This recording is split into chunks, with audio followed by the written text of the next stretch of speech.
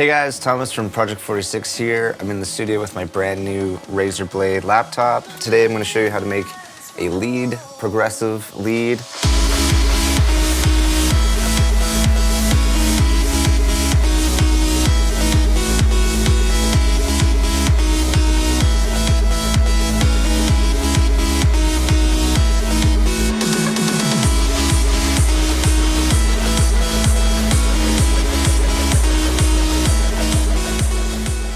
Today I pulled up Beat Again. It's a track off our album, and let's check it out. First things first, with any lead in progressive music, obviously, the most important thing is melody. So the actual notes that are being played. And that takes place in the sequencer. So here we have FL Studio, and I can show the notes that are being played. So that's pretty much step one, is getting your notes, you know, what the sounds are going to do. And then what the sounds actually sound like is called sound design. So over here we have 4 plugins that are combined to make this one sound all together. So first sound we've used in SYNTH. It's pretty cool because it's easy to use. It's a really good layout on this one, and it's sounds really clean. So this uses a lot of saw noises. They're not very strongly detuned. It's a more sharper sound and a little bit of distortion. And that creates kind of like a really strong bass sound for this. Next up, we have another SYNTH lead. This one we used in our track with Laid Back Loop Memories as well. Just another filler sound, if you will. So this one's a little more wider, a little more detuned, and that just creates just more fullness, really. So if you combine this wider sound with the first sound that we used, you can already hear it starting to kind of develop and become a little more friendly to the ears. Next up, we have a plugin called SPIRE. And SPIRE is probably my favorite plugin. You know, 4 oscillators here. Really easy to use, very clean sounds as well as SYNTH, but I feel like it's just more powerful. You can just do more with it. So this sound here, it's got an actual filter envelope on it. So what that does is it creates that pluck noise on the synth, and that just adds a little more punch at the start of the note. So if we layer that with the first 3, should sound even more full. So we're almost there.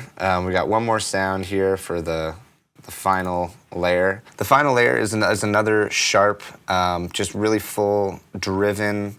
It's got some FM synth. This is an FM synthesizer here. It's got a really aggressive synth of some description over here as well, and then just a cleaner saw synth to top it off.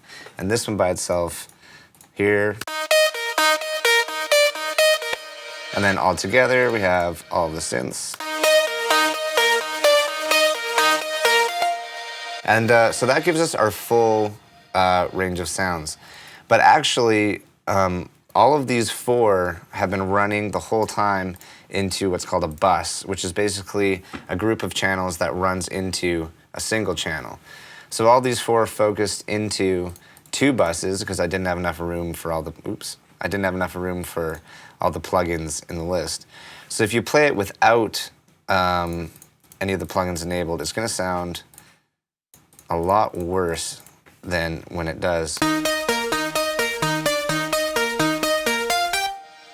So that's what it sounds like without the processing. So to get to that point where we were before, obviously there's a lot of steps on the way. So first off, we have just some EQ.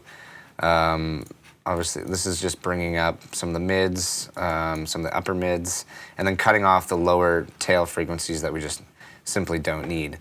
Some soft compression here. That's just squishing the sounds a bit together. I mean, when you have 4 sounds leading into one, it helps to just squish them together a bit, and you know, obviously you have to, because otherwise it'll just, to get that mix, it's going to be nearly impossible. Maximus, this is FL Studio's solution to basically a exciter. It's a 3-band compressor limiter, and it does a really good job. I actually usually run this preset here, the Clearmaster RMS. It just really boosts really clean. It doesn't overcompress, and you can adjust each band obviously individually to whatever your need is. So let's hear it with just those 3 already, and it should sound a lot more squished than it did a couple of minutes ago here. Let's A/B that.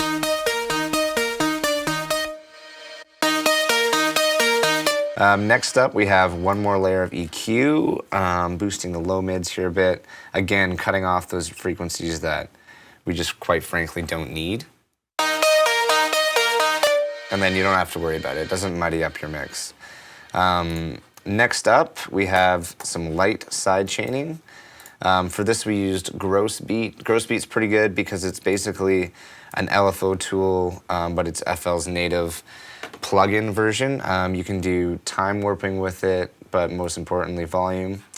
This is just some light side chain before we go into the second bus for this lead. What side chaining basically does is this line here represents volume, and so as the track proceeds, when the kick plays, the volume of this mixer channel is dropped, and it ducks the sound behind the kick, and it gives a lot more room for kicks, perks. I mean, your clap, anything on the 1, 2, 3, and 4 is going to be ducked behind with the side chain, which is really important for space in your mix. And quite frankly, if you just throw a kick drum on a lead, it's just going to mush it right out. Next up, high pass filter. This is just for build effects. Nothing much more than that. It's not really used elsewhere. After that, a low-pass filter, again, build effects, sneaking it into the mix and kind of teasing on the builds. A simple delay, pretty light. The fruited delay here is really good. I really like it because it's so simple. You have 3 buttons, basically, that you need: widening, volume, and time. And you can make just as good a delay as any other delay plugin out there. Valhalla Room, probably my favorite reverb. It's just the best, and that's it. And this really just, it just makes it sound so clean. And then this last Valhalla Room is actually an effect Valhalla Room. So it's an over reverb, and this is used again on the builds and on some of the breaks in the mix. So I'll play it here, play it back with the full buses loaded. We've got the final bus here, which I've labeled as Z lead. And then we have the pre-lead bus, and then the 4 sounds. And when you combine them all together, that's when you get...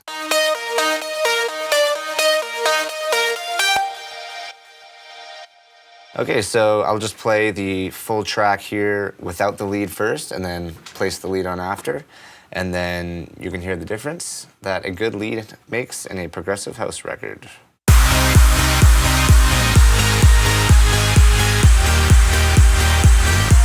And then with the lead.